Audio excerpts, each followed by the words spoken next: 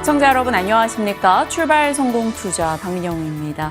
오늘부로 이제 9월 증시가 시작이 되는데요. 새로운 장이 시작돼서 준비해야 될 것이 무엇인가 정리하고 있던 차에 뉴욕장의 분위기가 그리 우호적이지 않음을 많이들 느끼셨을 겁니다. 반도체 칩 쇼크가 있었는데요. 알리바바의 AI 칩 자체 개발 이슈로 인해서 미국 내 필라델피아 반도체 지수가 3% 하락이었습니다. 반도체 지수 구성 종목 중 30개 중에 29개가 떨어졌는데요. 국내 반도체 진영에 또 어떤 영향이 있을까? 이 부분에 대한 소화가 좀 필요해 보입니다. 그렇다면 시장은 금리 인하 기대에 초점을 맞출까요? 그랬을 땐 어떤 종목으로 대응을 해야 될까요? 여러 가지 질문이 뒤따르는 주말이었습니다. 같이 그 질문에 대한 답들을 고민해 보도록 하죠. 자, 뉴욕장의 분위기부터 짚어보시죠. 잘 나가던 미국 증시, 중국의 기술 개발 소식에 발목이 붙잡혔습니다. 이날 기술주 중심의 매도세가 출회하면서 나스닥 지수가 1.2%나 급락하는 움직임이었죠. S&P 500 지수는 0.6% 하락이었습니다. 다만 월간 기준으로 봤을 때에는 뉴욕 증시가 넉 달 연속 상승세를 이어가고 있다라는 점에는 주목해볼 필요가 있겠고요. 이날 시장의 매도세를 자극했던 뉴스는 바로 이겁니다. 중국의 알리바바가 차세대 AI 칩을 제작해서 현재 테스트 단계에 돌입해 있다라는 소식. 기존에는 AI 칩 제작을 TSMC에 맡겼는데 이제는 자체 생산 단계까지 올라간 거고요. 그뿐만 아니라 중국의 다른 기술 기업들도 엔비디아의 H20 대체품 생산에 뛰어들고 있다라는 것이죠. 그러자 미국산 칩에 대한 수요 감소 우려가 불거지며 엔비디아를 필두로 해서 여러 반도체주들이 급락세를 나타냈습니다.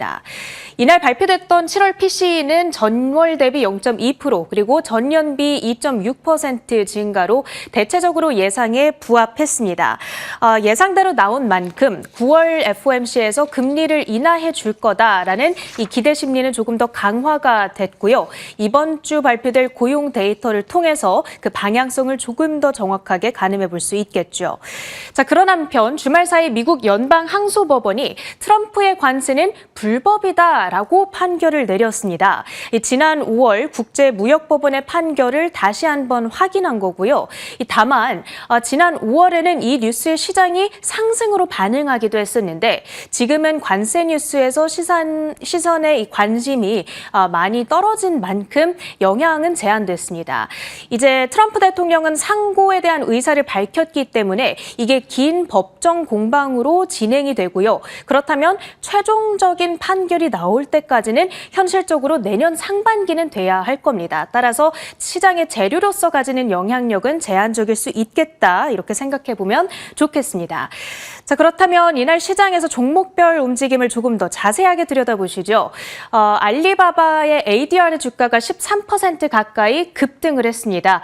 이제 중국 정부가 얼마 전에 이 자국 기업들에게 엔비디아 칩을 사용하지 말아라라고 권고를 했잖아요. 그런 다음에 알리바바의 컨퍼런스 콜에서 이런 이야기가 들려온 겁니다. 그러니까 중국이 미국에 대한 의존도를 줄이고 자체적인 AI 생태계를 구축하려는 의도로 우리가 해석을 해봐야겠습니다.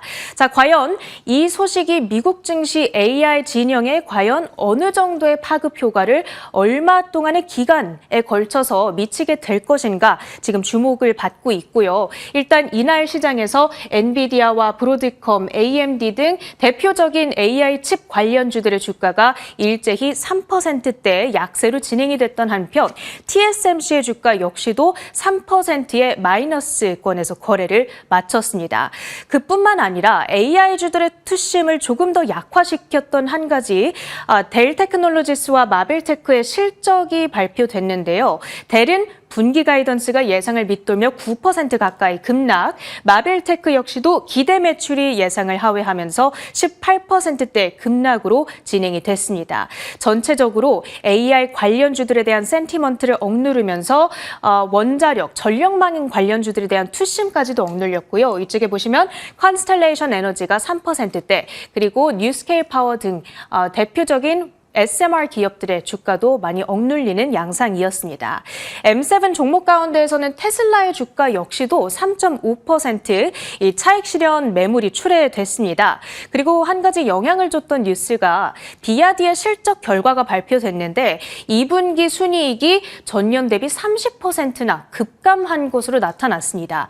2022년 1분기 이후로 이렇게 연간 이익이 감소한 것은 처음 있는 사례가 되겠고요. 정말 공격적으로 전기차 가격을 할인해줬음에도 불구하고 이 차량의 판매량이 오히려 둔화되거나 정체됐던 것으로 나타났습니다. 전체 글로벌적인 이 전기차 수요 둔화에 대한 우려를 자극시키는 이슈였습니다. 그 밖에는 산업 섹터 내에서 캐터필러 중장비 업체에 해당하는데 이 관세 비용이 생각보다 높다라면서 최대 18억 달러의 타격을 예상한 여파로 주가가 3%대 밀리기도 했습니다. 그 밖의 특징주들 조금 작은 종목들도 살펴보시죠. 이날 AI주들이 전체적으로 압박을 받았던 가운데 나홀로 두드러지는 상승세를 보였던 종목이 바로 이 비트코인 채굴 기업이자 최근에는 AI 인프라 기업으로서의 변모를 도모하고 있는 아이렌이 되겠습니다.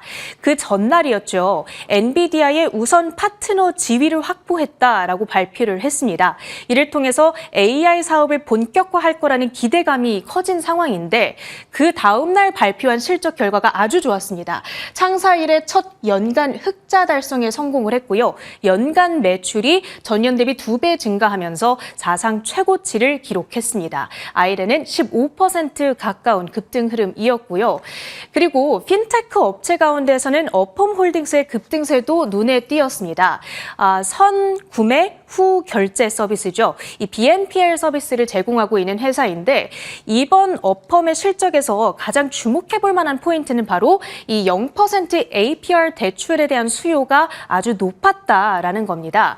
그러니까 일정 기간 동안에는 이자가 0%로 이렇게 0% 이자 원금만 나누어서 상환하면 되는 서비스라고 보시면 되겠고요. 다만 그 일정 기간이 지나가고 나면 이자율이 갑자기 25%로 굉장히 큰 폭 급증을 하게 됩니다. 지금 경기가 둔화하고 금리가 계속 높다 보니까 이 지출을 큰 폭으로 하기가 쉽지 않은 상황, 그렇다고 대출을 얻기도 쉽지 않은 상황인데 따라서 중산층 아래에 있는 미국의 소비자들이 이 서비스를 아주 많이 애용했던 것으로 풀이가 되고 있고요. 이에 따라서 이 BNPL 서비스가 단순하게 미국인들한테 편의를 제공하는 것을 뛰어넘어서 이렇게 변화하는 경기 여건 속에서 미국에서 가장 중요한 이 소비 지출을 보완해주는 역할을 해준다. 이런 해석들도 들려오고 있습니다. 전체 금융산업에서 가지는 시사점을 정리해 본 거고요. 어퍼몰딩스 주가 10%대 급등이었습니다. 그런가 하면 이날 그 비트코인 가격이 갑작스럽게 급락하면서 놀라셨던 분들 계실 겁니다.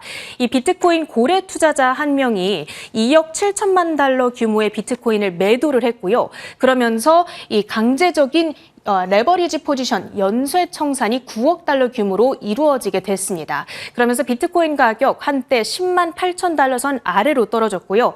종목으로는 블리쉬와 스트래티지 등의 관련주들이 하락세를 나타냈죠. 현재는 다시 10만 9천 달러 선 회복한 채 움직이고 있기도 합니다. 인텔 소식까지 보시죠. 미국 상무부가 인텔과 삼성전자, SK하이닉스의 중국 법인을 이 VEU 명단에서 제외한다라는 결정을 내렸습니다. VEU라고 하는 것은 쉽게 말해서 이 미국의 특정 품목을 건별 허가 없이 수입할 수 있는 자격을 말하는 건데 그 자격을 상실했다라는 이야기가 되겠고요. 따라서 앞으로는 미국의 소프트웨어와 장비들을 수입할 때 매번 허가를 받아야 되는 아주 번거로운 상황이 된 겁니다. 당연히 어떤 기술의 개발 그리고 생산은 지연될 수밖에 없는 이슈로 받아들여야 되겠고요. 이 소식이 오늘 우리 증시에 미치게 될 영향까지도 잘 경계심을 갖고 지켜봐야겠습니다. 자, 자, 이제 9월이 시작이 됩니다. 미국 증시 이번 주가 9월 첫 주가 되겠고요. 다만 9월은 지난 10년 역사를 돌이켜봤을 때 평균적으로 S&P 500 지수가 1.94% 하락했던 이력이 있습니다. 1년 중 가장 부진한 달로 꼽아봐야 되겠고요. 그 이유가 매년 9월이 되면은 고변동 재료들이 부각이 되기 때문입니다. 글로벌 측면에서의 재료들과 미국 안에서의 재료들을 좀 정리해 봤는데요. 첫 번째로는 일본의 대규모 국채 발행이 2건 예정되어 있습니다. 국채가 많이 찍히게 된다면 당연히 시장 금리가 높아지게 되면서 엔캐리 트레이드 청산에 대한 우려감을 자극시킬 수가 있겠고요. 두 번째로는 프랑스가 지금 굉장히 큰 정치적 혼란을 겪고 있죠. 지금 프랑스 총리 재신임 투표가 9월 8일로 예정이 되어 있는 가운데 불신임 가능성이 압도적으로 높은 상황. 그러다 보면 프랑스의 시장 금리가 상승하면서 전반적인 금융시장으로도 혼란을 야기할 가능성이 있겠습니다. 다만 알고 있던 재료다라는 측면에서 단기 이슈에 그칠 가능성도 생각을 해보셔야 되겠고요. 미국 내부적으로는 당장 이번 주 금요일입니다. 비농업 고용보고서가 발표됩니다. 배드 이즈 굿다. 고용 둔화가 불거질수록 9월 금리 인하에 대한 기대감이 살아나면서 시장에서는 호재로 받아들일 가능성이 있겠고요. 그 밖에도 CPI와 FOMC 일정까지 챙겨보시면 되겠습니다. 오늘 국내 증시 전략까지 세워보시죠. 네, 지난 금요일에 8월의 마지막 거래일이었던 국내장 보겠습니다. 8월 좀 고단하게 느껴졌었죠. 지수가 계속해서 조금 갇혀있는 느낌에 섹터별 순환은 많았고요. 뭔가 투자자들의 선택지가 참 어려웠던 한 달이었습니다. 이날도 지수는 약보합으로 끝이 났죠. 주말을 앞뒀기도 하고 PC 물가 발표 이전에 회피 심리도 짙게 나타났습니다. 코스피 0.3% 하락이었고요. 코스닥은 알테오젠과 비만 치료제 단의 일부 종목을 제외하고는 크게 힘을 내지 못했어요. 2차 전지 소재단의 하락이 눈에 띄었고요. 결국 코스닥 0.2% 정도 밀리며 끝났습니다. 자, 그러면 괜찮았던 섹터는 무엇이었을까요? 지난주 참 많이 이야기 나눠봤었던 조선 섹터입니다. 한미 조선업 협력에 대한 기대, 캐나다 잠수함 수주 이슈, 하나오션의 추가 투자, HD 계열사 현대중공업과 현대미포의 합병 이슈, 이렇게 참 이슈가 정말 많았던 조선 섹터이고요. 그 가운데서 섹터 순환, 종목들의 순환이 있었습니다. 이날도 HJ중공업은 20% 이상의 폭등세를 나타내기도 했죠. 그리고 수소 연료전지 쪽 종목들이 금요일장 예상외로 굉장히 선전했습니다. 데이터 센터 전력이 계속해서 늘고 있는 가운데 트럼프 행정부에서는 이제 풍력이나 태양광 등에 대해서 약간 비난의 목소리를 높이고 있죠. 그러면 어느 쪽에서 에너지를 조달할 것인가. 브리핑상으로는 원전 쪽의 이야기를 많이 말씀드렸던 것 같은데 금요일장 반응했던 종목군들은 수소 연료전지 쪽이었습니다. 범한 퓨얼셀, 이쪽은 조선과도 같이 연결이 되어 있기 때문에 18%의 급등이 있었고요. 두산 퓨얼셀, 한선 엔지니어링 등의 종목들이 비교적 선전하기도 했죠. 반도체도 나쁜 분위기는 아니었습니다. 뭐 강한 급등이 나왔던 것은 아니지만 그래도 강보합권에서 중소형 종목들은 나름 상승세를 더 크게 유지해줬죠. 정부의 예산안 내용이 나왔는데 AI 예산 측에 10조 정도 배정이 되면서 200% 증가한 예산 규모에 초점이 맞춰졌고요. 삼성전자의 미국 테일러 공장 가동에 대한 기대가 반도체 소부장 쪽으로 관심이 이동했습니다. 공장이 처음 돌아가기 위해서는 장비 반입이 먼저이다 보니까 장비 쪽 종목들의 상대 강도가 더 좋았죠. 그리고 TSMC의 중국 장비 사용을 배제하려는 움직임에 대해서 보도가 나오며 장비단의 분위기가 굉장히 좋았네요. PSK를 비롯해서 HPSP 이런 종목들이 모처럼 강한 시세를 내기도 했습니다. 그 밖에 각 개별 뉴스로 봤을 때는 현대차 그룹주의 분위기가 괜찮았어요. 지배구조 개편에 대한 기대가 상법 개정 이슈로 인해서 한층 불거지면서 현대모비스와 글로비스, 저희 시간에 자주 거론이 됐던 종목들이에요. 출연자분들이 많이 긍정적으로 언급해 주시기도 했었죠. 이정호 팀장님, 김태성 본부장님 등등의 많은 전략이 있었던 만큼 이번 주에 계속해서 AS에 나가겠습니다. 이 지배구조 개편에 대한 기대감, 그리고 보스턴 다이내믹스 IPO에 대한 기대감도 일부 다시 거론이 되면서 상승세를 기록했고요. S&T그룹은 미국 루이지애나의 공장을 인수한다라는 소식에 반응을 보였습니다. 그나마 시장 대비 선전했던 분야들 이슈 체크이고요. 전체적으로는 성장주 약세가 조금 눈에 띄었어요. 제약바이오, 알테오젠이나 비만 치료제 쪽은 나쁘지 않았습니다만 큰 힘을 내지 못했고요. 2차 전지 약세, 인터넷 게임도 떨어졌습니다. 이날 2차 전지 중국 업체들과 시세가 좀 비교가 됐죠. CATL은 올해 기준 신고가를 기록하기도 했던 지난 금요일이었습니다. 중국 내 2차 전지 생산 능력이 확장되고 있다라는 뉴스 등이 쏟아지면서 CATL 등 중국 전고체에 관련한 기업들의 강세가 좀 도드라지기도 했고요. 테슬라의 판매 부진, LNF 재무 문제 이런 것들이 맞물리며 2차 전지가 힘을 내기는 참 어려웠던 지난 금요일장이었는데요. 당분간은 이럴지 좀 지켜봐야 될 것 같습니다. 어찌됐건 8월은 고단했는데 갔고요. 이제 9월을 봐야 될 텐데 9월장도 계절성 측면에서는 그리 좋은 평가를 받지는 못합니다. 그러면 9월의 변동을 어떻게 활용할 건가에 대한 고민을 해볼 필요가 있겠죠. 자, 제약 바이오 쪽에서 알테오젠이 지난 금요일에 좋은 시세를 냈습니다. 알테오젠은 작년에 200% 이상 올랐고 올해 40%의 상승, 지난 금요일에 5% 정도 올라가며 끝이 났죠. 사실 알테오젠 외에 제약바이오는 뚜렷한 시세를 내지 못했었던 금요일입니다. 자, 최근 이슈 8월 2주차에 UBS 측에서 목표가 29만 원 내면서 시장에 약간 충격을 야기하는 듯 했으나 그날 하락은 그리 크지 않아서 나름 선전했었습니다. 그리고 이에 반박이라도 하듯 맥쿼리 측에서 59만 원의 목표가를 냈었고요.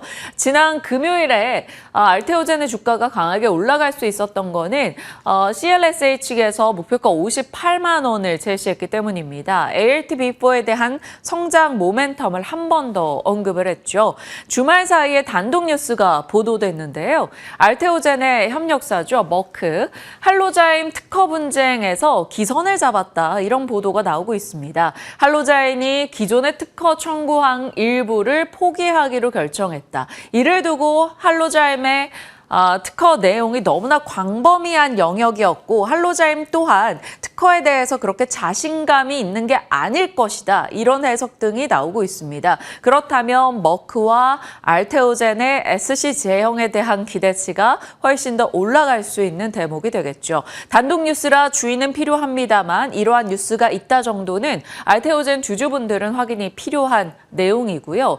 추후 기대 요소로 본다면 일정 측면에서 계속 말씀드리고 있는 키투르다 SC 미국 FDA 승인 여부가 9월 23일 기다리고 있습니다. 그리고 그 외에 추가 ADC 기술 수출 여부도 체크해야겠죠.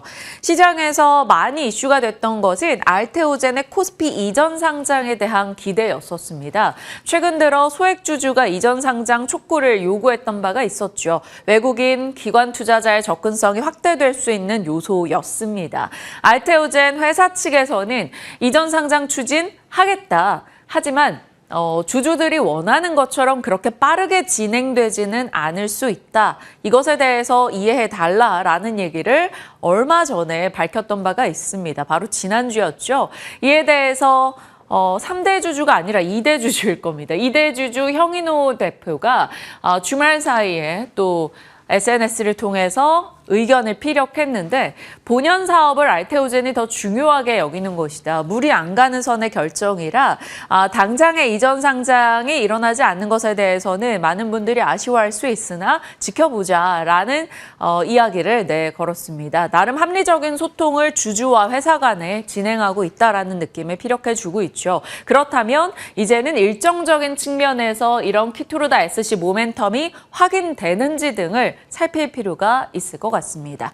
자, 이렇게 바이오 쪽에 개별 종목으로는 각각의 뉴스 등이 들려오는데 전체 섹터로서는 아직까지 강한 힘을 모아가지는 못하는 듯합니다. 기대 요소를 본다면 금리 인하의 방향성, 비만 당뇨 쪽에 계속된 모멘텀, 지방 간염 쪽에 메쉬 이슈, 오가노이드, 토모큐브 시세가 계속해서 뒷받침돼주고 있죠. 오늘 토모큐브의 아버지 김경준 부장님 출연 날입니다. 이야기 나눠볼 거고요. 수출과 실적이 어디에서 나오는가, 그리고 알보리펩이라고도 하고 알보리에라고도 하고 알보리디라고도 하고 바이오텍 업체들의 계속된 모멘텀 확인이 필요할 겁니다. 사실 상반기 대비해서 하반기 들어와서 기술 이전에 대한 이슈가 좀 약했죠. 그래서 상반기 굉장히 많았던 바이오 뉴스 대비 지금은 좀 묻혀있긴 한데요. 통상적으로는 4분기에 기술 이전 수가 좀 많았었기 때문에 기대해보자라는 시각 등도 나오고 있습니다. 우려 측에서는 금리 인하 기대가 약화된다면 역시나 바이오 쪽의 센티는 위축될 수 있겠죠. 고용 동향 보고서 체크가 필요합니다. 이번 주 후반이죠. 그리고 대주주 양도소득세. 지금 대주주 양도소득세 기준 가지고 계속해서 논란이 되고 있는 가운데 이 결정이 늦어지게 된다면, 그리고 10억 원으로 계속 유지가 10억 원으로 결정이 되게 된다면 아무래도 코스닥 진영의 제약 바이오 쪽은 연말 양도세 회피 물량에 대한 변동을 안고 갈 수밖에 없다. 이런 지적 등이 나오고 있습니다. 만약에 정책적으로 이게 그런 리스크로 돌아오게 된다면 코스피 쪽의 의약품이 상대적으로 부담이 덜하지 않겠느냐, 이런 시각이 있습니다. 코스피의 제약, 의약품 쪽 종목들은 오른 게 거의 없기 때문에 이런 변동에 노출될 여지가 적다라는 거죠. 그래서 일각에서는 한미약품 등의 종목들을 체크하자라는 시각도 있습니다. 그리고 트럼프의 약가 인하 압박. 물론 이것은 부담스럽기는 하죠. 빅파마 측에서는 어떻게든 가격을 내려야 되기 때문에 거기에서 파생되는 계약이 뒤따르는 국내 업체들 부담을 느낄 수밖에 없습니다. 하지만 또 다른 시선으로 봤을 때는 약가 인하를 하기 위해서 오리지널 약품의 특허 기간이 만료될 경우 그것을 또 확장할 다른 기술 이전 계약을 맺어갈 수 있다. 혹은 M&A가 있을 수 있다. 이런 시각도 있으니까요. 이 우려 속에서도 기대 요소들을 좀 살펴볼 필요는 있어 보입니다. 바이오의 기대와 우려 측면의 내용들 짚어봤고요. 9월 혹은 하반기에 있을 바이오 일정들 한 번 더 정리를 해보죠. 추가하거나 업데이트된 내용도 있습니다. 알테오젠은 9월 23일 키토르다 SC 미국 FDA 승인 여부가 가장 중요할 것이고요. 리가켄 바이오는 이번 주 후반부터 이제 일정이 있는 거네요. 세계 폐암학회 ADC 신약 후보 물질 성과를 밝히게 될 겁니다. 9월 6일부터 9월 9일까지 열리는데 여기서 리가가 어떤 이슈가 있을지 좀 보셔야 되겠고요. ABL 바이오도요. BBB 셔틀 플랫폼에 대한 이슈가 계속해서 나오고 있는 가운데 주말에 빅파마 업체들이 BBB 셔틀 기술 도입을 늘려고 하는 추세다라는 얘기가 나오고 있습니다. 그래서 ABL 바이오도 한 번 더 관심을 받게 될지 보셔야 될 것 같네요. 나름 주가 측면에서는 이들이 나빴던 건 아닙니다만 기대치만큼 강력하게 가지고 있는 분위기는 아니어서 탄력을 키워갈 수 있을지 여부 지켜보셔야 될 것 같고요. 메시 쪽의 이슈는 계속해서 많이 나오고 있죠. D&D 파마텍. D&D 파마텍의 올해 주가 추이 한번 볼까요? 200% 이상 올라가는 모습을 기록하고 있는 D&D 파마텍입니다. 신고가 부근까지 와 있죠. 지난 금요일도 11%의 급등을 기록했는데요.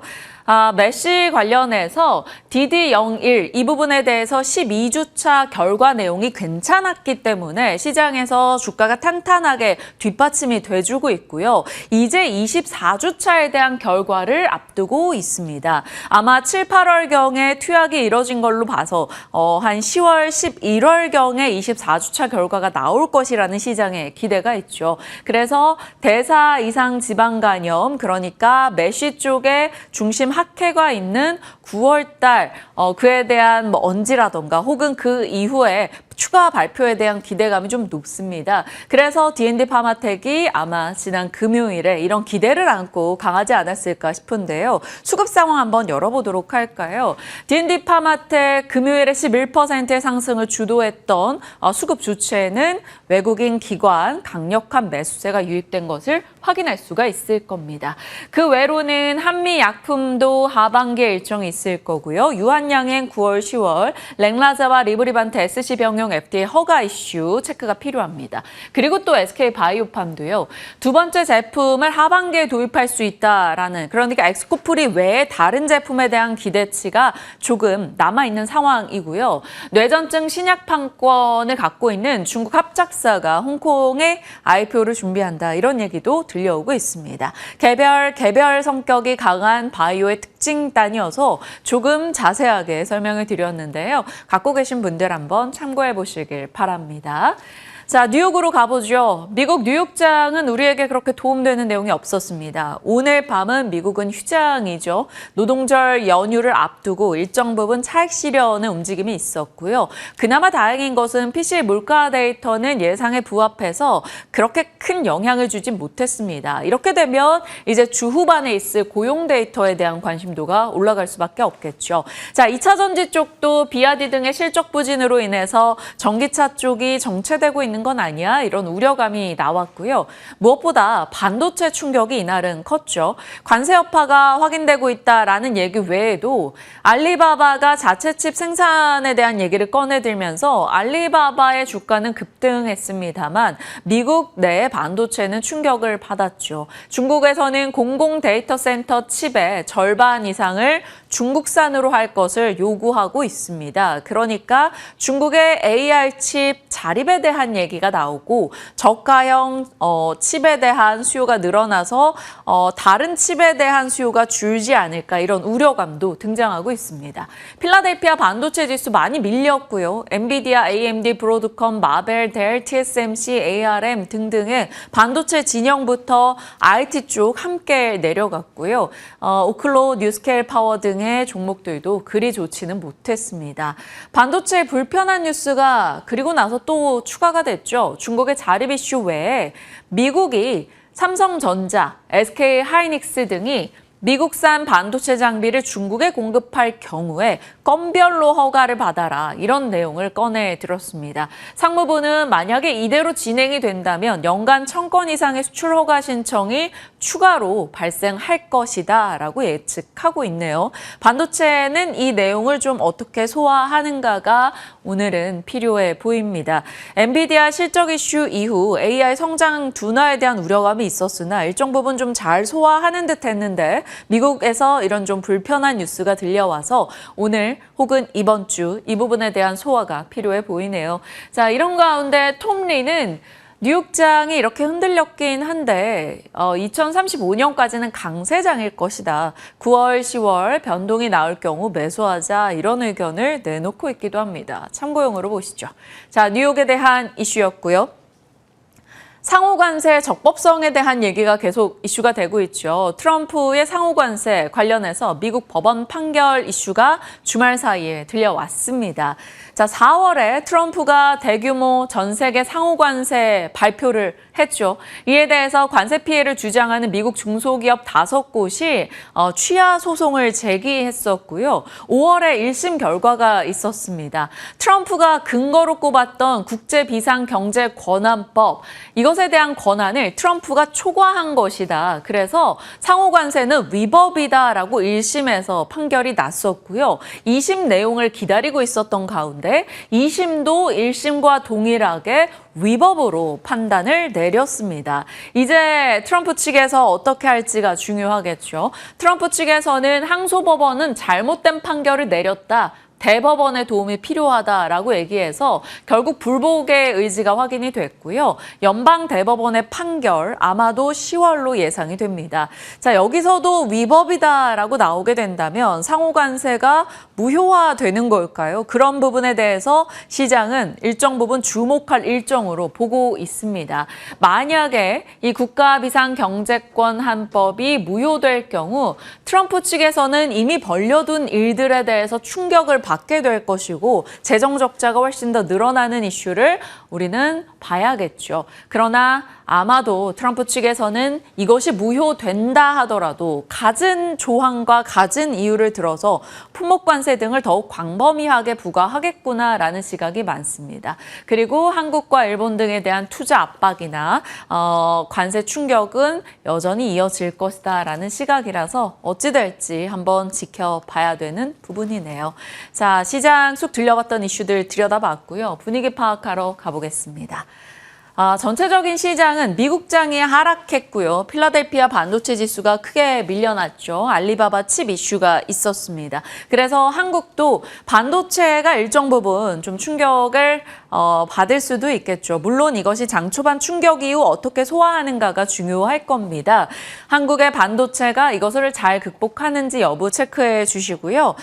다만 삼성의 테일러 공장이라는 개별 뉴스로 봤을 때는 테일러 공장 장비 이런 쪽은 그래도 나쁘진 않을 수 있다라는 시각이 있습니다. 그리고 삼성의 테일러 공장, 테슬라 이슈 이런 식으로 얘기가 연결될 경우는 요즘 삼성 전기가 급등은 아니더라도 나름 견조하기 때문에 이런 쪽도 같이 체크해 주시고요. 그러면 반도체 진영 등 뚜렷하게 시장을 끌어가 줄 만한 섹터가 부재하다면 여전히 시장에 그리 크지 않은 이 유동성이 어디로 향할 것인가 순환이 계속 이어지겠죠. 조선이 될까요? 일단 백악관 관계자 측에서는 군함 쪽에 곧 큰 이슈가 있을 수 있다. 이런 보도가 나오기도 했는데 한화그룹을 중심으로 조선주를 한 번 더 체크해 볼 필요가 있을지 아니면 기자재로 봐야 될지 궁금합니다. 잠시 후 조선 섹터에 대한 이야기 살펴보도록 하겠고요. 방산 쪽도 뉴스는 계속 나오네요. 폴란드 측에서 전차나 곡사포 혹은 기아 측의 이제 소형 전술 차량을 구매했다라는 뉴스가 주말 사이에 더해지고 있어서 요건 개별단으로 한번 종목 살펴보셔야 될 것 같고요. 바이오는 금리 하락과 알테오젠, 리가캠, ABL 바이오 일정에 대한 이슈 체크해 주시죠. 그리고 로봇은 지난주 초반에 굉장히 3거래일간 강했다가 목금 빠르게 차익 실현이 나오기도 했죠. 로보티즈 유증 이슈도 좀 소화를 했었어야 됐는데요. 다시금 주말 사이에 노란봉투법과 주 4.5일제 이런 식으로 결국에는 한국에는 인력 운용에 대한 부담 내용이 좀 많아지고 있다. 이런 보도 등이 쏟아지고 있습니다. 그리고 한국의 시간당 노동 생산성이 낮고 로봇 가격은 점차 낮아지며 대중화가 빨라지고 있다. 이런 기사들인데요. 결국에는 이 방향성 측면에서 봤을 때 로봇주들 내에서 부품단 한 번 더 살펴야 될 것인지 수급적으로 또다시 단기 유입이 있을 것인지 지켜보셔야겠습니다. 그 외로 봤을 때는 이번 주 일정이 있는 가운데 3차 상법 개정안에 대한 기대치가 나오고 있죠. 자사주 소각 의무화나 지배구조 개편이 가속화될 수 있다라는 내용에서 자사주 소각 의무화로 반응하는 건 지주사 그리고 부국증권, 신영증권 이런 금융단의 종목들 그리고 지배구조 개편 이슈로 반응하는 것은 현대차그룹의 현대모비스와 글로비스 등이 되겠습니다. 자, 그 외 뉴스 테마단을 자극할 내용이 되겠죠. 지역화폐 예산이 5년 만에 최대 폭이었다라는 소식이 들려와서 모처럼 지역화폐 종목들 일단 정리만 해봤고요. 7월 해외 여행객 수가 급증했다라는 소식. 그러면 이 외국인 관광객들이 한국에 와서 소비하는 K소비재에 대한 관심이 있을 텐데 K소비재단은 오늘 이제 8월에 잠정 수출입 데이터가 나오게 될 겁니다. 그러면 그 내용과 같이 연결해서 한번 확인을 해보셔야 됐고요. K소비재로 봤을 때 라면 얘기를 참 많이 하는데 삼양식품 계속 고공행진하고 있는 가운데 불닭 소스 이런 쪽도 얘기가 나오고 있죠. 상대적으로 부진했었던 오뚜기 단독 뉴스가 나왔습니다. 삼양식품의 급등, 하지만 오뚜기는 올해 오히려 하락해 있는 상황이죠. 미국의 코스트코에 라면 입점이 확대됐다라는 단독 보도가 있어서 조금이라도 만회할지 여부는 좀 지켜봐야 될 것 같습니다. 해외 매출 비중이 삼양 등은 막 7, 80%가 넘어가는데 오뚜기는 10%대에 불과해서 그동안 계속적으로 주가 차이가 났던 바가 있는데요. 일정 부분 좀 달라지는 상황일까요? 지켜보도록 하겠습니다. 시장 속 들려왔던 뉴스들 분야별로 나눠서 정리를 해봤고요. 오늘 이번 주 일정은 8월 수출입 데이터 보셔야 되고요. 넥스트레이드 53개 종목 2차 거래 일시 중단되는 날이기도 합니다. 오늘부터 며칠간 중단이 되고요. 22대 정기국회가 이제 오늘부터 개막을 하게 되는데 3차 상법 개정안 내용이 어떻게 나오는지 보셔야 되고요. 중국의 제조업 지수 발표될 겁니다. 미국의 휴장 확인해 주시고요.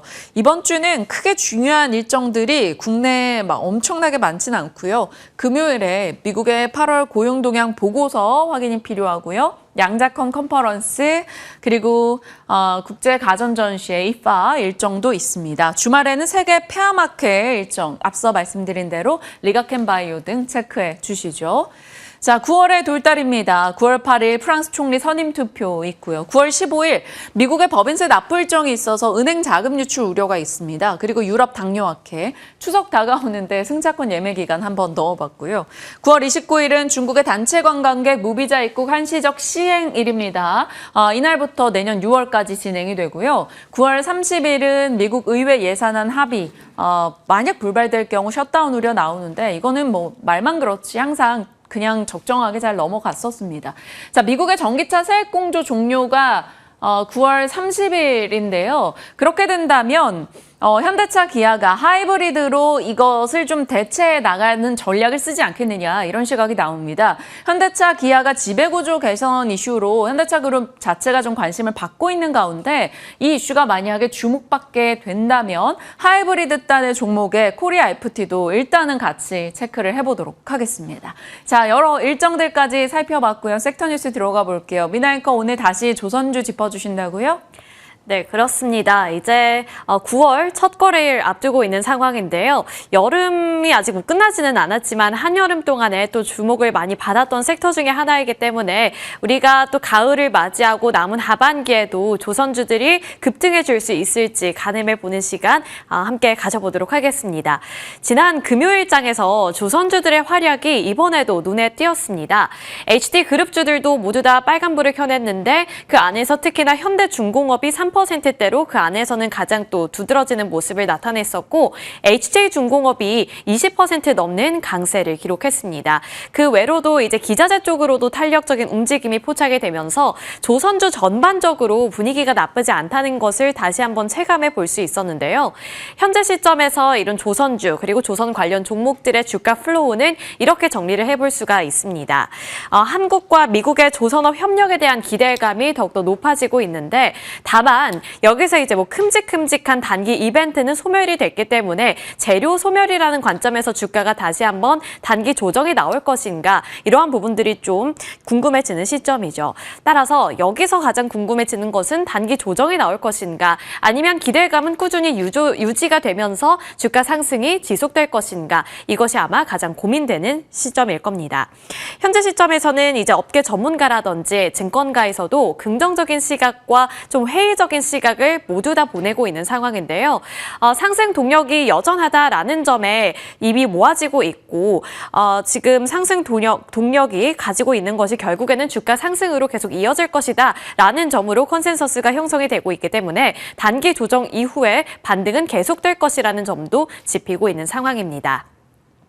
어쨌든 주가가 많이 올랐기 때문에 부담감을 아예 덜어낼 수는 없는 상황인데요. 그럼에도 불구하고 긍정적인 시각들이 자꾸만 나오고 있는 이유들을 짚어보겠습니다.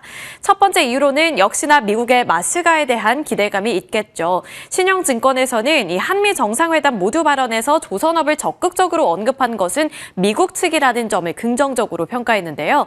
따라서 한국의 역할은 앞으로 더 많아질 전망이라고 봤고 국내 조선업계 수혜가 구체화되는 시점 시점까지 긍정적인 투자 시각을 유지하겠다고 밝혔습니다. 그리고 두 번째 모멘텀은 이제 HD현대중공업과 한화오션 등이 원팀을 꾸려서 이 캐나다 잠수함 사업에 도전한다는 소식이 또 있었는데요. 두 회사는 이제 독일 티센크루프 마린 시스템즈와 함께 최종 숏리스트에 선정이 됐습니다. 이번에 이 프로젝트 같은 경우에는 3,000톤급의 잠수함 12척을 도입할 것으로 보이고요. 계약 규모는 약 20조 원으로 책정이 되고 있습니다. 그리고 향후 30년 동안 운영 유지 비용을 감안했을 때 계약 규모는 최대 60조 원으로 추정이 되고 있는 상황인데 이와 관련해서도 증권가에서 어떻게 또 코멘트를 제시하고 있는지 살펴보겠습니다. 한국투자증권에서는 이 이벤트와 관련해서 주가는 최종 사업자 선정 기대감이 반영이 되면서 먼저 반응할 것이라고 보고 있었고요. 캐나다 정부가 강조한 것은 빠르고 정확한 납기인데 여기서 우리나라 원팀의 제작 능력과 전력화 경험이 돋보이게 되면서 부각을 받을 것이라는 점을 짚어내고 있었습니다. 그리고 세 번째 모멘텀도 함께 살펴보시죠. 조선업이 이제 역대 최대 호황기에 진입했다라는 코멘트가 계속해서 나오고 있는데 때문에 상반기에 이어서 남은 하반기에도 이러한 사이클은 끝나지 않을 가능성이 높다라고 보고 있는 시각이었습니다. IBK투자증권에서는 건국 이래에 조선업이 최고 호황기에 진입하는 상황이라면서 실적과 수주, 상승 동력 이 세 박자가 모두 다 맞아떨어진다라고 봤습니다. 또 과거와 다르게 미국발 상승 동력도 기다리고 있는데 이 미국발 이슈, 미국발 모멘텀이 과거와 비교할 수 없을 정도로 지금 강력하게 나오고 있다는 점을 짚어내는데요. 이에 따라서 과거 대비 기업 가치 평가를 위한 배수 지표가 높아야 하는 것이 합당하다고 봤습니다. 그리고 마지막으로는 이제 HD현대중공업과 현대미포의 합병 결정인데 이 부분은 조금 더 자세하게 잠시 뒤에 풀어보도록 하겠습니다. 긍정적인 시각 나오고 있는 상황 속에서 어쨌든 주가가 많이 오른 것은 사실이니 신중하자라는 관점도 나오고 있는데요. 대표적으로 삼성증권과 NH투자증권에서는 신중한 스탠스를 유지하고 있었습니다. 삼성증권은 이제 한국과 미국의 조선 협력 프로젝트 그 기대감이 있는 것은 맞지만 아직 그 안에 구체적인 계획이 발표되기 전이기 때문에 좀 신중하게 지켜볼 필요는 있다라고 본 건데요.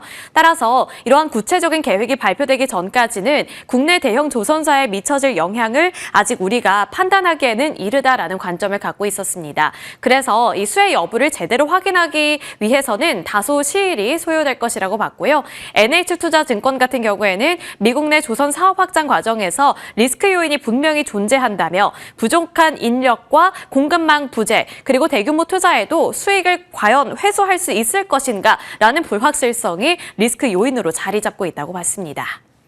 이렇게 긍정적인 시각과 신중한 시각을 모두 다 살펴봤는데 그 안에서 또 이제 하반기에 어떤 주가 흐름이 나타나게 될지는 어느 쪽에 외국인 투자자들의 수급이라든지 센티가 조금 더 몰리게 되는지 여부에 따라서 달라질 수 있겠죠. 이러한 부분들 참고해 주시길 바라겠고요.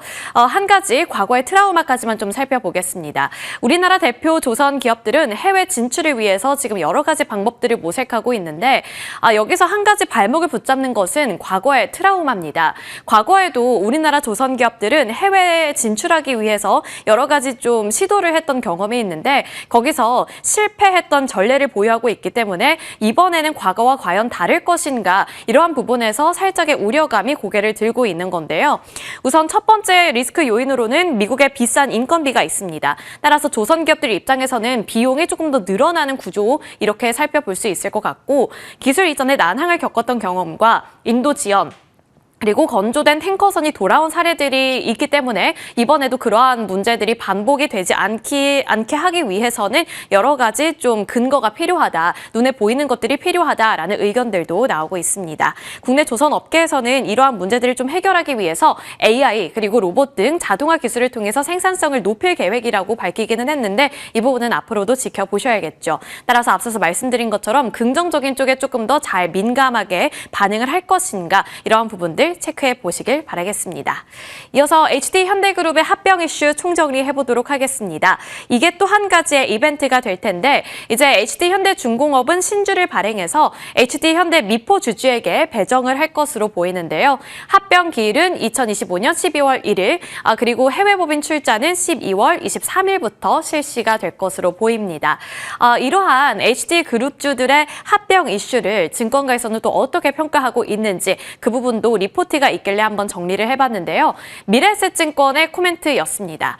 이번 통합 전략의 핵심은 방산 사업이라고 키워드를 잡아줬는데 HD 현대중공업의 군함 건조 역량과 HD 현대 미포의 생산 능력이 함께 합쳐지면서 매출 극대화에 대한 기대감을 높여볼 수 있다고 봤습니다. 해외 군함, 미국을 포함해서 해외 군함에서는 4조 원, 특수 목적선에서는 1조 원 규모의 매출이 추가될 것으로 봤고요. 1년과 2년 내로 미국, 사우디, 캐나다 등 글로벌 함정 수출 사업이 가시화될 것이라는 기대감을 짚어내기도 했습니다. 그리고 2030년부터 35년까지 방산 매출 가이던스를 기존 3조 원에서 5조 원이었던 것을 7조 원에서 10조 원으로 상향 조정하겠다고 밝혔고 HD 현대 미포의 밸류 리레이팅을 또 기대해 볼 수 있다. 그래서 HD 현대 중공업 같은 경우에는 중장기 매수 전략이 유효해 보인다라고 보고 있었습니다. 그리고 그 내용들은 이렇게 두 가지 정도로 짚히고 있는데 여기서 또 핵심 포인트는 국내외 조선사들과 비교했을 때 밸류에이션이 좀 저평가되어 있다는 점을 짚어내고 있었는데요. 일본의 미쓰비시, 핀칸티에리, 호주의 오스탈, 하나오션 이러한 네 가지 기업들과 비교해 봤을 때 HD 현대중공업 같은 경우에는 밸류에이션 매력도가 상당히 좀 다른 데에 비해서 높다라는 점, 부담이 적다라는 점을 짚어내고 있었습니다. 마지막으로 HJ중공업 살펴보겠습니다. 이제 치트키는 조선과 건설 분야를 모두 다 다루고 있다는 점인데 특히 방산, 특수선 중심 조선 사업이 강점으로 꼽히고 있는 기업입니다. 지금 대표적인 조선사들 쪽으로 수급이 많이 들어오고 있기는 한데 원래 수급이 가장 많았던 종목들 내에서 외국인들의 수급이 이쪽 HJ중공업 쪽으로 옮겨붙는 양상이 나타나고 있기 때문에 주목해 봐야 될 것 같은데요. 지금 수급 나오는 거 보시면 외국인 투자자들이 연속적으로 매수를 하고 있습니다. 최근에 외국인들은 5거래일 연속으로 이 종목을 담고 있는데 과연 어떤 신호일지도 좀 알아보셔야 될 것 같고요. MRO 특화 조선소 유력 후보로 거론이 되고 있다는 점 가장 큰 모멘텀 중에 하나. 그리고 부산 영도 조선소는 이제 한국 해군의 함정을 다수 좀 개조했던 이력을 보유하고 있는 쪽이고 또 성능 개량 사업 수행 MRO 전문 조선소이기 때문에 미국에서 지금 MRO라든지 군함 이런 쪽을 강조하고 있는 만큼 메리트가 부각될 수 있다라는 점 관점으로 체크해 주시길 바라겠습니다. 그리고 지난 금요일에 주가가 급등했던 것은 투자 경고 종목이 해제가 됐기 때문에 이러한 단발성 이슈가 있었다는 점도 고려해 보시면서 주가가 어느 정도까지 탄력적인 움직임을 보일 수 있을지도 체크해 보셔야겠죠. 자, 이제 꺼지지 않는 불씨 조선주입니다.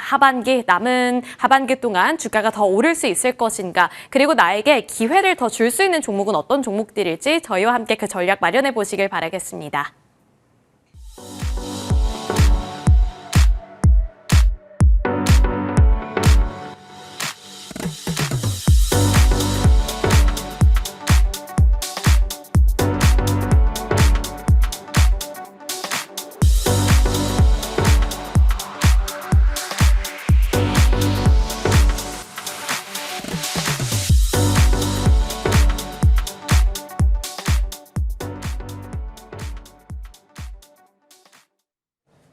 네, 9월 그리고 한 주 시작하는 전략 IBK 투자증권 함정남 차장님과 세워보겠습니다. 차장님 어서 오세요.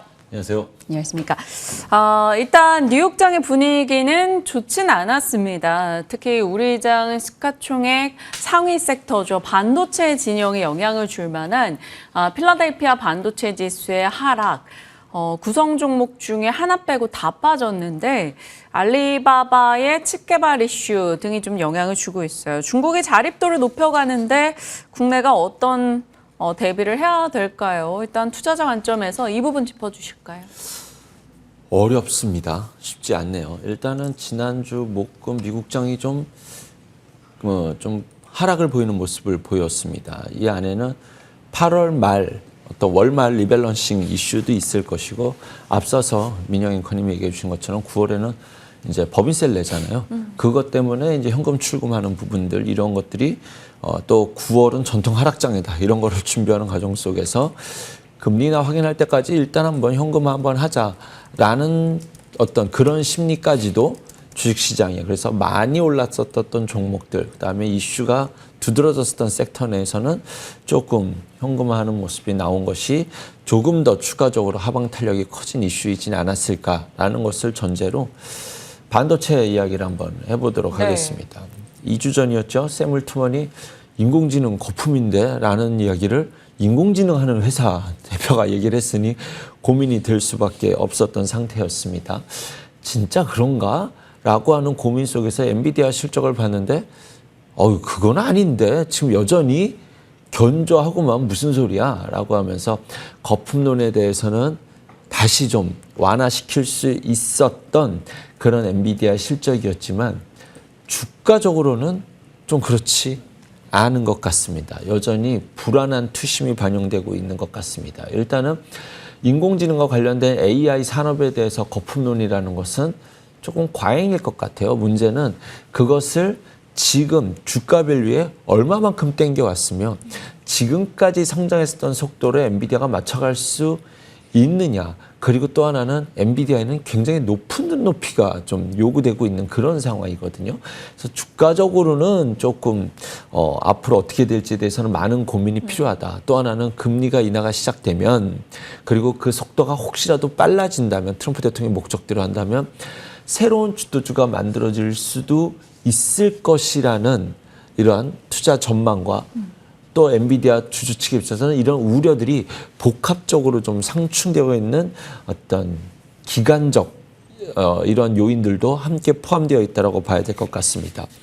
이런 상황 속에서 조금 노골적으로 부담이 되는 뉴스가 등장했죠. 주가가 높거나 주도주가 바뀌거나라는 우려들이 좀 있었는데 여기에 대해서 엔비디아에게 정면으로 공격하는 것이 중국에서 뉴스가 나왔습니다. 알리바바죠. 인공지능 반도체 개발로 엔비디아를 위협한다. 이것이 이제 지난주 금요일에 미국 IT 기술주들이 하락하게 된 근본적인 이유였는데요. 트럼프 행정부는 이제 중국에서 딥시크 개발하고 인공지능 막 쫓아오는 게 너네 백도어로 결국 우리 거 쓰는 거 아니야? 라고 의심을 했어서 여기다 수출을 막았었는데 오히려 중국 입장에서는 뭐라고 그랬었냐면 야 됐어 필요 없어 미국 거 쓰지 말고 우리 칩을 써 라고 이야기를 했었거든요. 이 정도 상황 됐으면 중국이 저사양 칩에서는 어느 정도 벗어난 저사양 칩 정도는 중국이 스스로 해결할 수 있다 정도는 용인해줘야 되지 않을까 생각이 듭니다. 이거는 확실한 팩트라기보다는 정황적 추론입니다.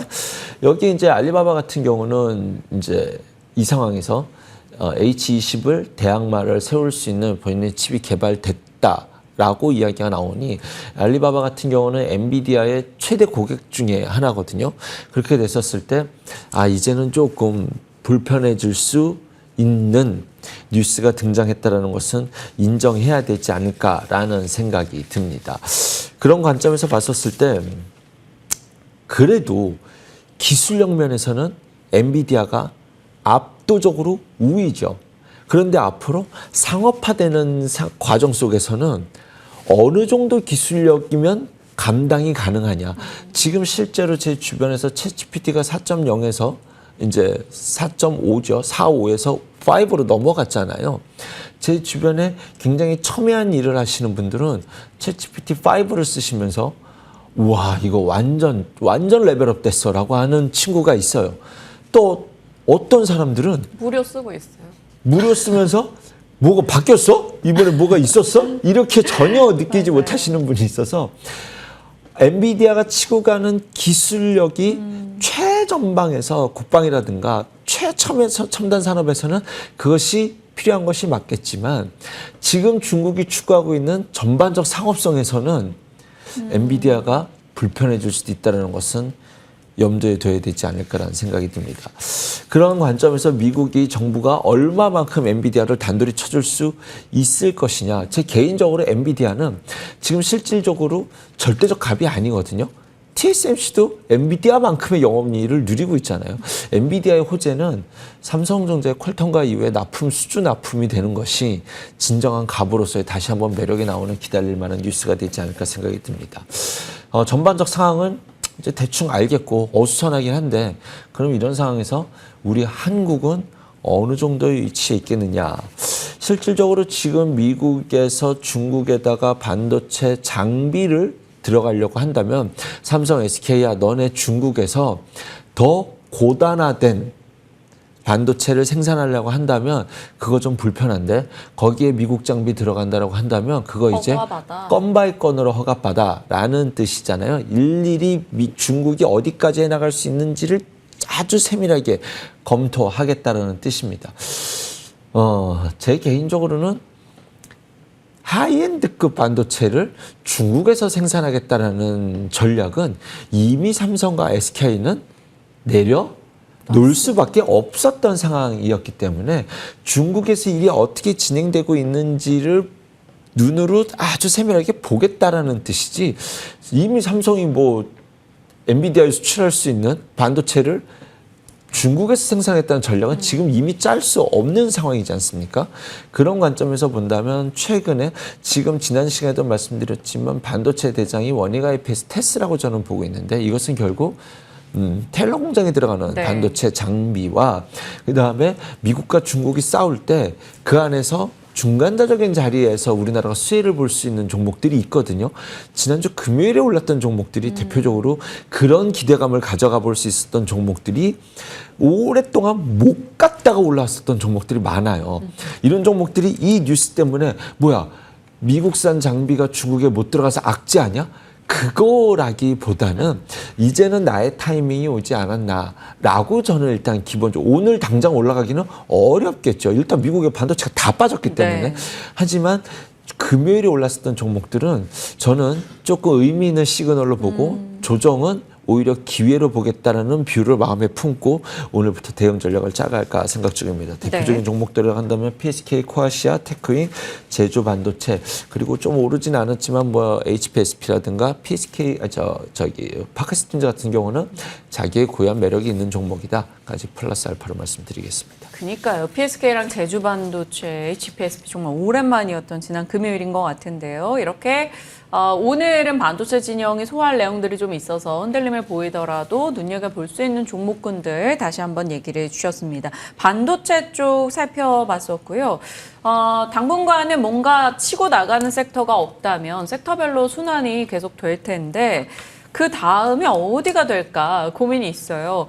일단 지난주 월화수 괜찮고 목금에 확 이제 또 매도 나왔던 로봇 쪽이 될 것인지 아니면 주 후반부터 슬금슬금 또 상법 개정안 3차 이제 오늘부터 정기국회 시작이니까요. 네. 이 일정에 대한 기대 속에 지주 이런 쪽이 갈지 아니면 현대차 그룹이 갈지 궁금해요. 지주보다는 일단은 이제 지금 대외적인 이슈잖아요. 반도체는. 우리나라 자체 내부 안으로 들어와 보겠습니다. 그와 관련된 이슈 두 가지가 있다면 첫 번째는 상법 개정안과 관련된 것과 관련돼서 일단은 증권주를 놓고 본다면 기대감, 실망감, 이제는 혹시 모를 그리고 어느 정도에서 타협을 보겠구나라는 것을 전제로 나쁘지 않은데 라고 해석할 수 있는 또는 지금 이 타이밍이라면 적어도 기술적 반등은 한번 나올 수 있을 만한 자리가 복합적으로 좀 이런 것들이 뭉쳐져 있는 주가의 위치와 또 시기적 상황이지 않나라는 생각이 듭니다. 상법 개정안 다시 기본으로 돌아가 보겠습니다. 이거 왜 하려고 했을까요? 상법 개정안을 하려고 하는 이유가 우리나라는 글로벌 국가에서 압도적으로 국민들의 자산 비중이 부동산으로 치중되어 있는 국가입니다. 그 안에는 부동산이 불패이기도 하겠지만 또한 제도상으로 전세라는 아주 특이한 제도 속에서 아주 특이하지는 않죠. 우리에겐 매우 익숙한 제도이긴 하지만 어쨌든 부동산에 자산이 묶여 있어서 실질적으로 정부 정책은 부동산에 집중된 정책이 나올 수밖에 없다라는 특이한 이런 상황 속에서 이제는 자산을 주식시장으로도 옮겨도 된다라는 기본 베이스를 만들겠다라는 것이 상법 개정안이거든요. 자산의 이동을 만들겠다는 그림 속에서 그런 그림이라고 한다면 일단은 상법 개정안에서 가장 앞서서 볼 수 있는 것은 지주사도 볼 수 있겠지만 뭐 세제 개편에 대해서는 해석에 대해서는 다양성이 있습니다. 뭐야 기대 못 미치네 겨우 이거야? 라는 것과 결국 세금 받는 거 아니야? 뭐 이런 복합적인 이슈 속에서 어쨌든 정부가 이쪽으로 방향을 자꾸 밀고 나가는 것은 결과적으로는 자산을 주식시장으로 이동시키겠다. 그러면 지금 이 시점에서는 증권주는 앞으로 있을 뉴스에 대해서 기대감을 반영시킬 수 있는 가장 우선순위가 되는 종목 섹터군이 되지 않을까라는 생각이 듭니다. 여기에 결정적으로 이제 도장을 찍을 수 있는 것은 대주주 양도세에 대한 기준일 텐데요. 대주주 양도세의 기준은 지금 우리 시장이 어떤 뉴스를 반영하고 있냐면 실망감을 반영시키고 있는 상황입니다. 그렇지만 실망해서 무조건 패는 때리는 것이 아니라 결과를 보고 뭐 사실 뉴스가 11월 나오면 그때 대응할 수도 네. 있기 때문에 무자비적인 매도는 아니지만 치고 달리기에는 조금 아쉬운 상황이지 않냐. 일단은 그렇잖아요. 50억으로 유지되려고 하는데 일단 이거 브레이크 빼라고 하는 것은 그런 느낌이 있어요. 기자에 이거 12월에 갑자기 10억으로 통과시키는 거 아니야? 이런 우려가 시장에 깔려 있는 것. 즉 지금 시장에는 우려도 반영이 되어 있다라는 시점을 저는 말씀드리고 싶은 겁니다. 그런 상황에서 본다라고 한다면 이제는 증권주는 좀 쉴 만큼 쉬어 있는 우리 자체적인 이슈로 봤었을 때 네. 이러한 투시니까 적극적으로 강하게 반등이 나오기는 조금 애매하겠죠. 그건 이제 결과를 봐야겠지만 심리적으로는 조금 조정이 된 만한 뉴스들은 반영이 된 주가의 위치다라고 말씀드리겠고요. 또 하나의 뉴스는 지난주에 노란봉투법과 관련돼서 로봇 산업과 관련돼서 이쪽이 기업 입장에서는 굉장히 이쪽에 대한 투자를 적극화할 수 있는 적극적으로 투자할 수 있는 그런 법이다라고 말씀드렸습니다. 그런 관점에서 본다면 대표적인 것은 현대차 그룹이죠. 로봇의 대장인 보스턴 다이나믹스를 갖고 있고 또 하나는 어떤 분쟁과 관련돼선 가장 대표적인 그룹이 현대차 그룹이기 때문에 그것과 관련돼서 실질적으로 지금 파워과 관련돼서도 노이즈가 지금 나오고 있죠. 현대그룹에서는.